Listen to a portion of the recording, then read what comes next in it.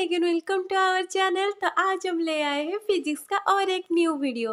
Class 6 class 1 to 5 already हमारे channel में upload हो चुका है। अगर आपने नहीं देखा है तो चैनल में आकर देख लीजिए और वीडियो को एक लाइक और चैनल को सब्सक्राइब कर दीजिए। आपने बहुत ही रिक्वेस्ट कर रहे हो फिजिक्स के वीडियो बनाने के लिए, इसीलिए हमने आपके लिए फिजिक्स का वीडियो लाए हैं। तो चलो स्टार्ट करते हैं आज का वीडियो। आज का question maximum theoretical and interesting होने वाला है। तो देखते हैं question number 1।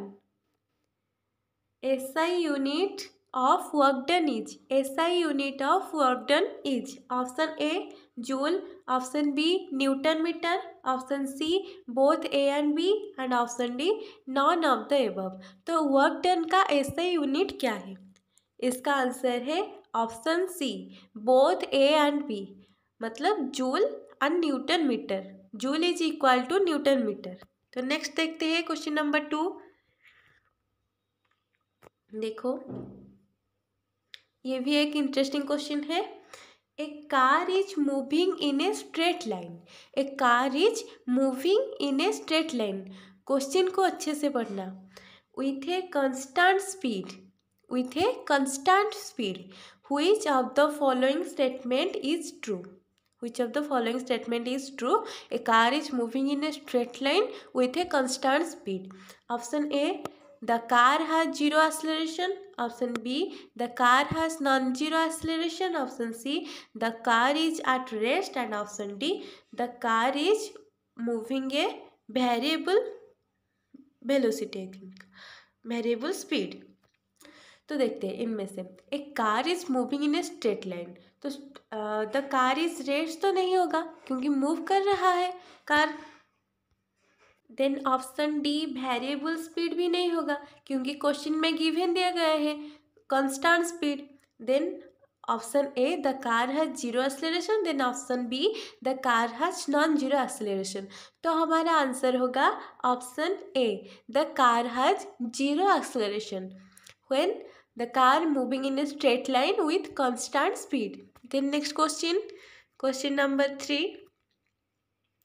Which of the following equation represents Newton's second law of motion? Which of the following equation represent Newton's second law of motion? Option A F is equal to ma, option B F is equal to mv, option C F is equal to ms, then option D F is equal to mg. तो इसका answer तो हम सबको पता है, option A F is equal to M A, force is equal to mass into acceleration.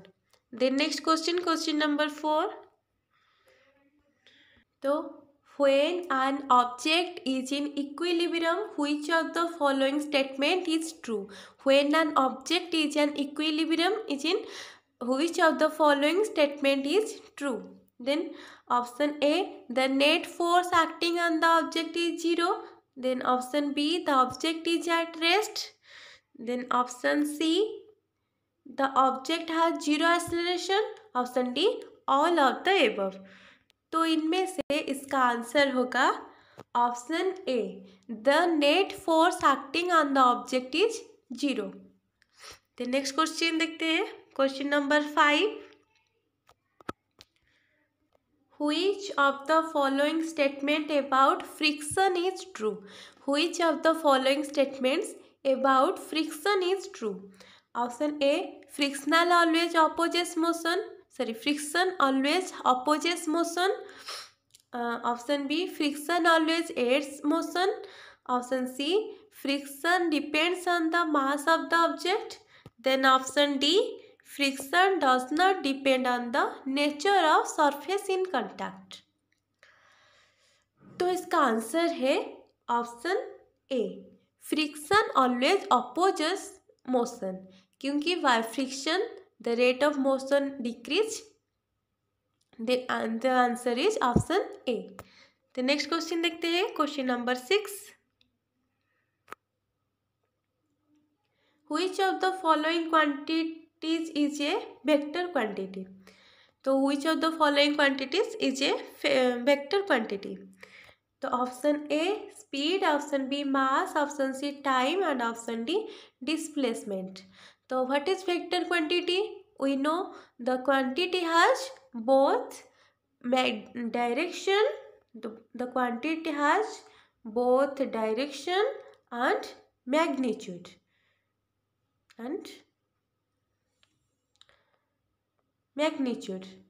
तो that we call vector quantity.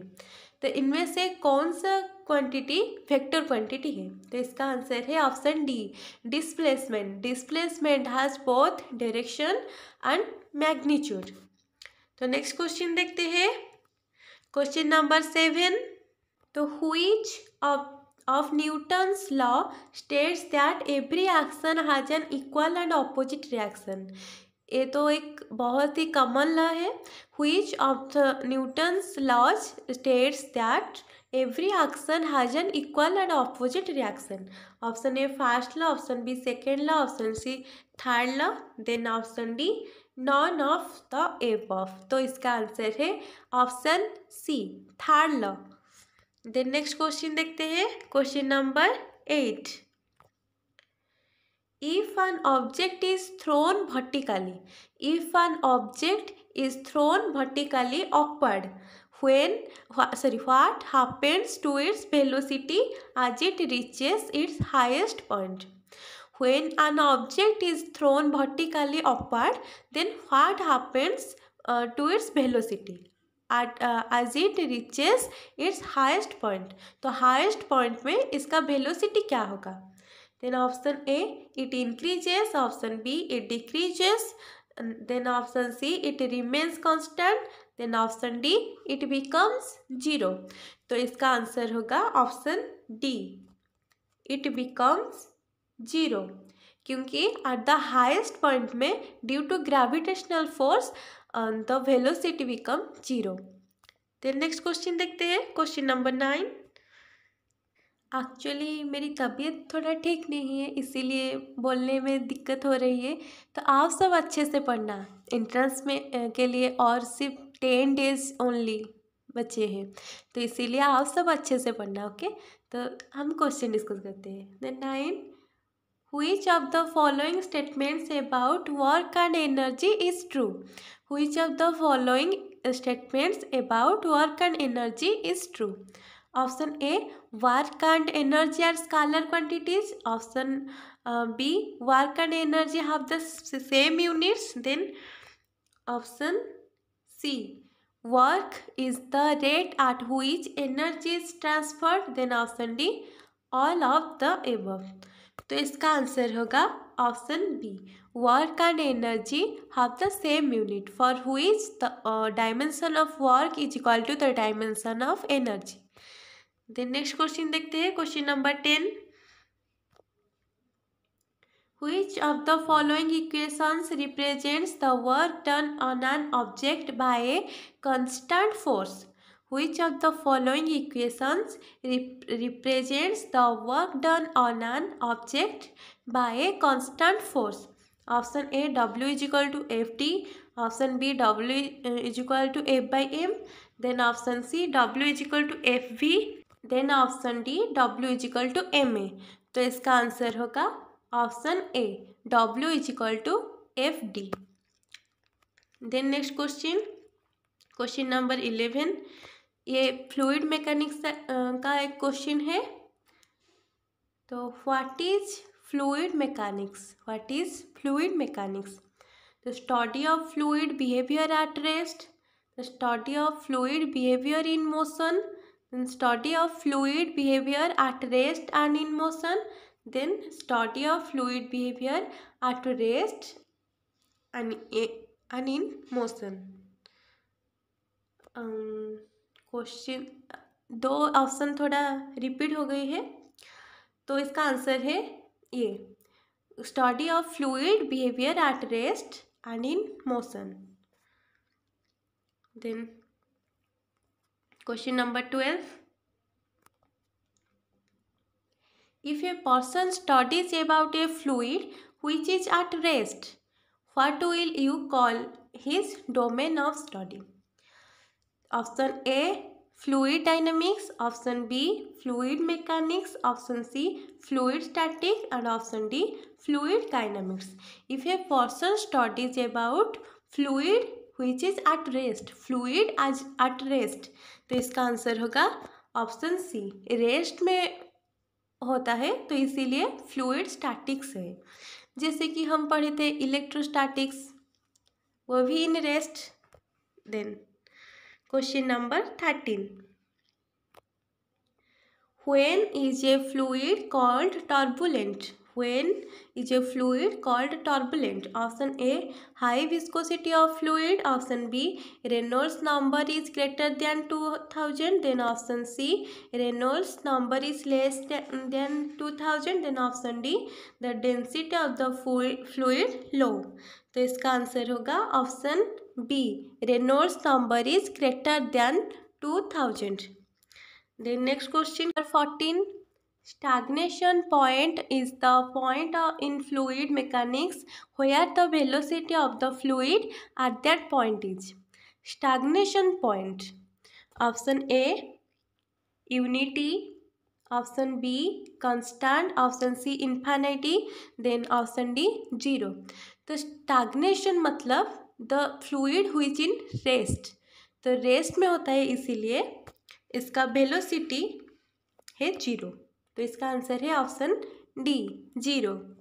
Then question number 15, then principle of fluid mechanics works on the utilization of, option A velocity, option B accelerating mass, then option C volume and option D work.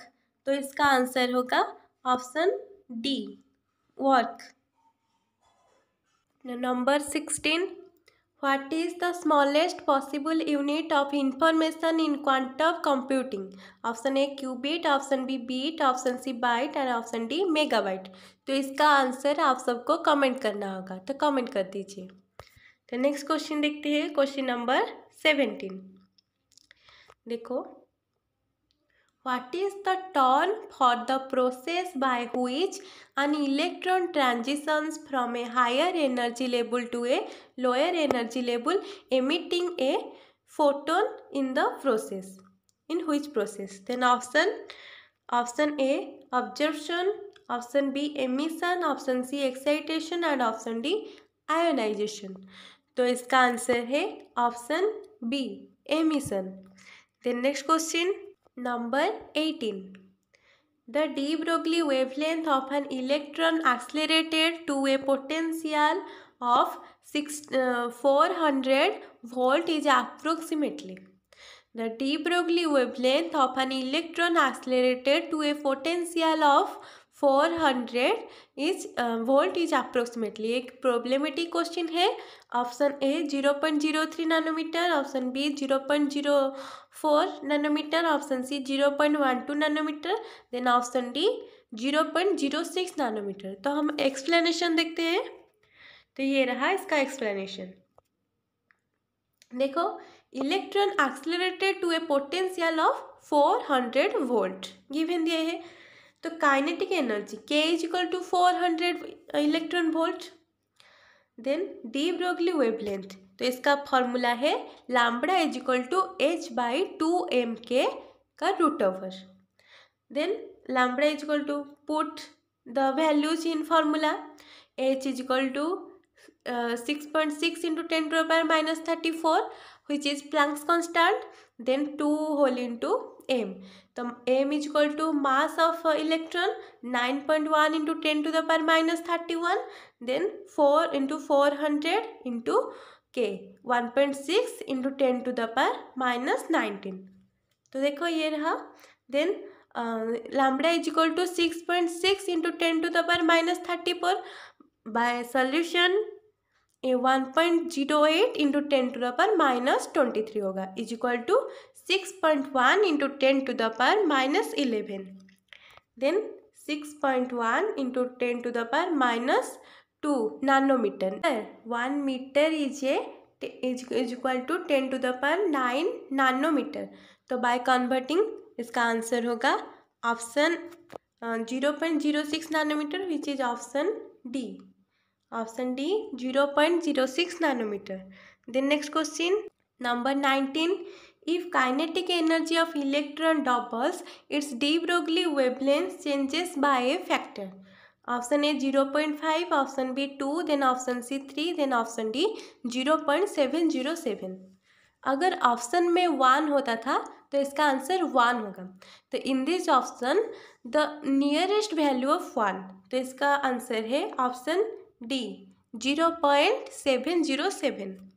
Then question number 20, which of the following is not a variable? Which of the following is not a variable? Option A wavelength, option B velocity, option C Planck's constant and option D location. तो इसका answer तो obviously Planck's constant ही होगा, क्योंकि Planck's constant variable नहीं है, इसका एक particular value है 6.6 इंटू 10⁻⁻34 जूल सेकेंड। तो ये रहा। Then next question, question number 21 omit हो गए, तो 22, the motion of a wave packet is similar to, the motion of a wave packet is similar to, option A photons, option B waves, option C classical particle, then option D quantum particles. तो इसका answer होगा option C classical particle. Then next question, Planck's constant has unit of, Planck's constant has units of, option A joule, option C, option B second, then option C joule per second, then option D joule second। तो इसका answer होगा option D joule second। Then next question, question number 24, which is the fundamental unit of energy in quantum physics? Which is the fundamental unit of energy in quantum physics? Option A photon, option B electron, option C quark and option D neutrino. तो इसका answer भी आप सबको comment करना होगा, तो comment में बता दीजिए। तो next question, question number 25, the principle of Pascal's law states that, ये लॉ हम सब ने पढ़े थे। The principle of Pascal's law states that, option A pressure is inversely proportional to volume, then option B pressure is directly proportional to temperature, then option C pressure is transmitted equally in all direction in the enclosed fluid, then option D pressure is directly proportional to velocity। तो इसका answer होगा option C pressure is transmitted equally in all direction in an enclosed fluid. तो ये है pascal law का statement. तो ये रहा हमारा टॉप 25 क्वेश्चंस।